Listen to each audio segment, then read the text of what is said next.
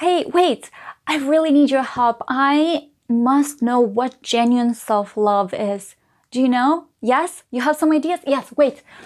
I'm writing it down. Yes, I'm taking notes, absolutely. Yeah. What did you say?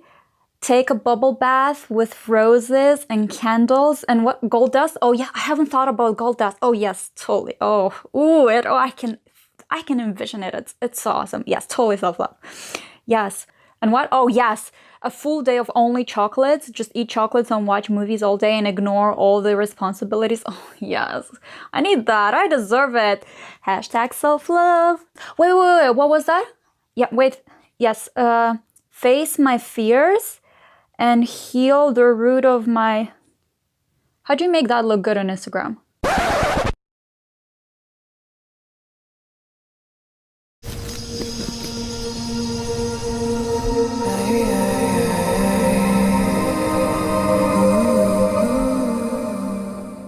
Welcome back to Vega Universe, a YouTube sanctuary dedicated to the philosophy of self-love to help you expand your consciousness, create powerful change, and align with your genuine frequency of love. I'm Illyri, and I'm so excited to chat with you today about what real, genuine self-love is. I also encourage you to check out the video about what real self-love is not, so you don't fall into those toxic traps.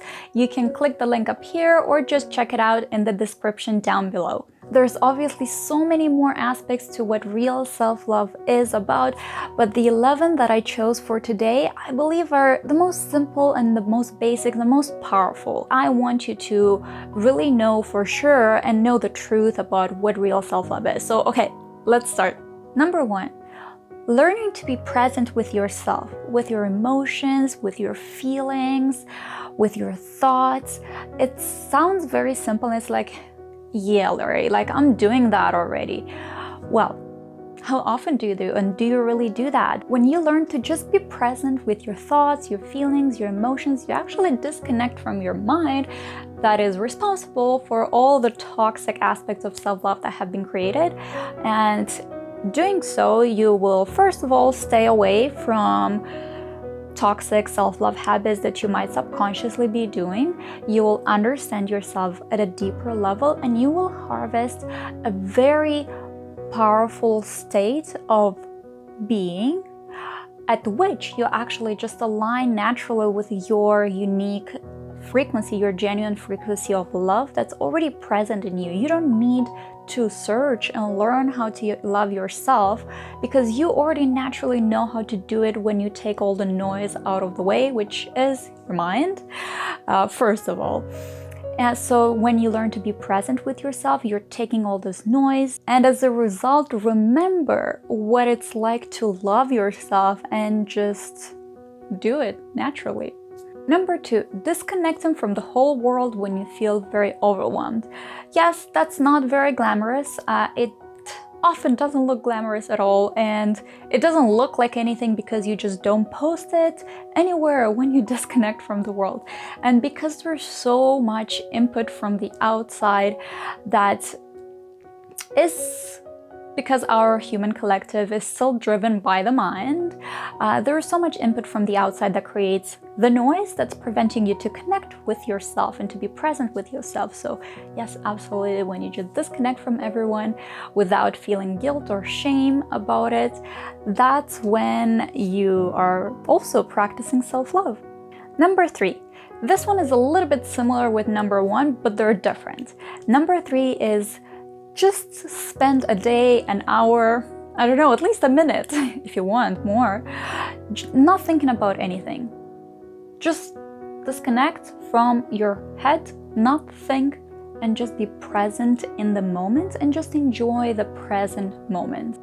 It's different than the number 1 when being present with yourself, though when doing this, you are present with yourself, but you're not just listening to yourself, you are just being in the whole moment, and you are absorbing and being conscious of everything around you, not just your body, your emotions, your thoughts, right? So it's a little bit different. If it sounds similar to you, then just practice both, and eventually you'll feel the difference, because they are very different, even though they sound similar. Number 4, saying no to commitments that no longer align with you and no longer support your growth. So many times you may think that, oh, well, I already took this commitment, I'm halfway through, I'm almost done with it.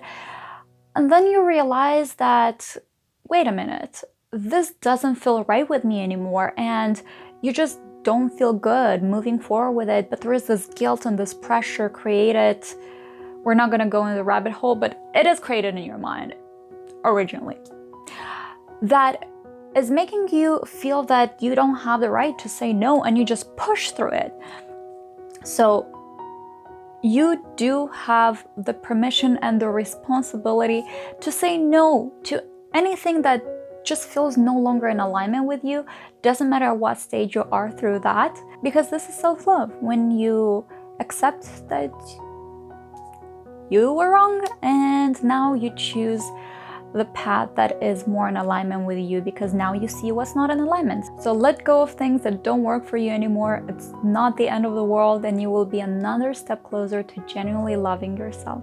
Number 5 is isolating yourself from any battles that are not worth battling for, that take way more energy and resources than what you're fighting for.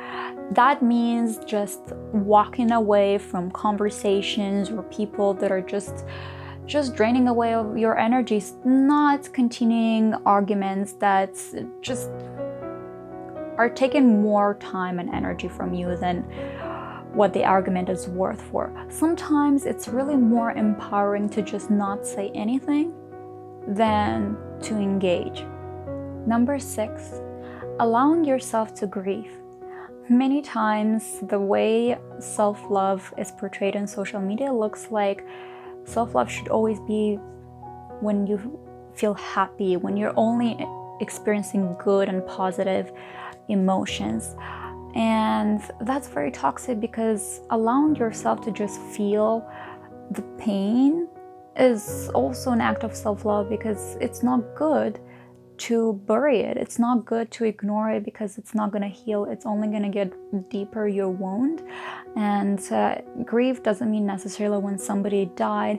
Maybe a relationship that you were cherishing has ended. Maybe you are just transitioning and letting go of some stuff in your life that are no longer serving you, but you do feel the loss and you're grieving that too. My personal encouragement and advice is get a therapist to help you walk through this stage, because it helped me as well, that when you are with a qualified specialist, it will be way much easier for you to experience and feel this grief in a healthy way that will actually empower you and help you resolve a lot of traumas and just set a more positive outcome moving forward for yourself that is rooted and based in self-love. So if you do want to work with a qualified therapist to help you speed up your healing and improve the quality of your self-love journey, and also support my channel, then check out the link in the description, because both of us are gonna get a free week. So go check the link in the description, so you get 1 free week of therapy, I get 1 free week of therapy, and everyone's happy and healthy. Number 7, asking for help. Oh my God, this is a great line. Many times I noticed on social media, it is portrayed that self-love is that you're the boss, you can achieve everything on your own, you're just like manifesting everything, you're like, I don't know, the god and the goddess of all the manifestations, you got it all, you don't need anybody because you are self-sufficient. Self-sufficient is good to be, but when it's in a toxic way, when you're depleting yourself from the opportunity and the right to ask for help when you need it, it's not self-love. And it's your responsibility to ask for help when you need, because the universe always has your back, and with your free will, it will help you with anything you need help with. So it's your responsibility to ask and to build a support system in your life.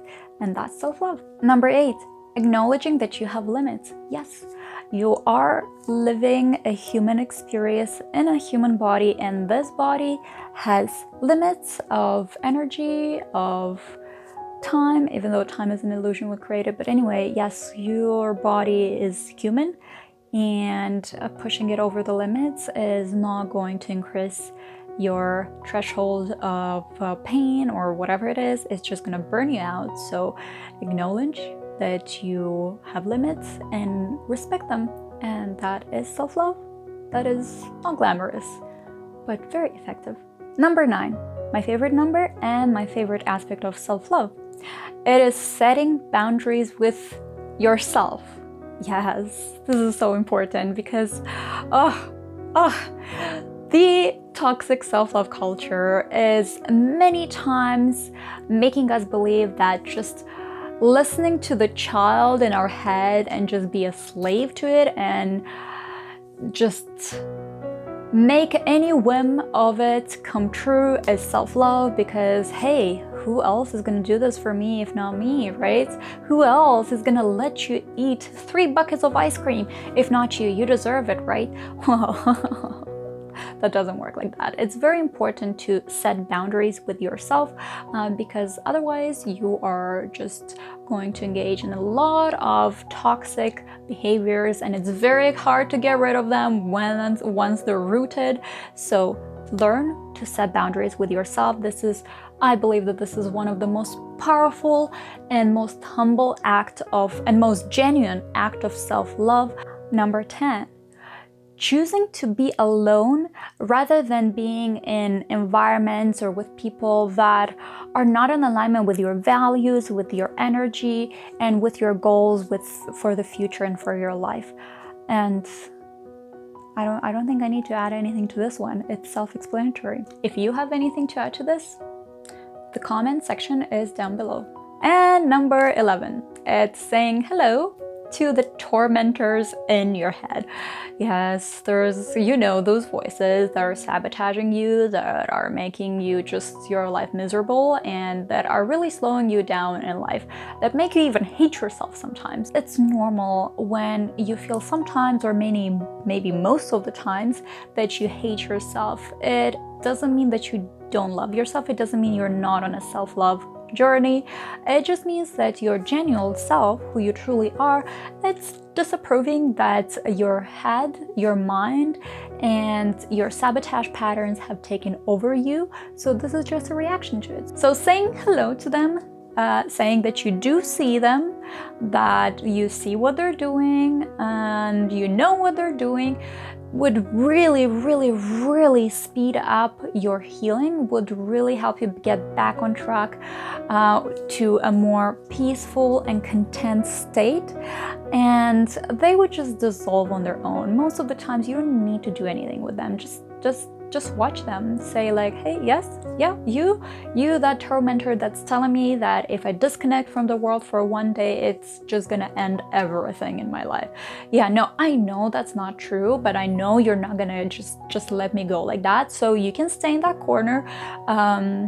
Just do and think whatever you want to think. You can just yell, scream. I'm gonna be over here living my best life. If you need anything like tea, cookies, let me know. I'll come grab you, but I gotta go. And yeah, just take it easy. Yeah, like, do you need a napkin? Yeah, no? Okay, just be there. Yeah, I hear you, I see you. Yes. Believe me, they're gonna cry like a little baby for as much as they need, and then they're just gonna be fed up with it. Because they know you see it, they know you're not buying that BS anymore.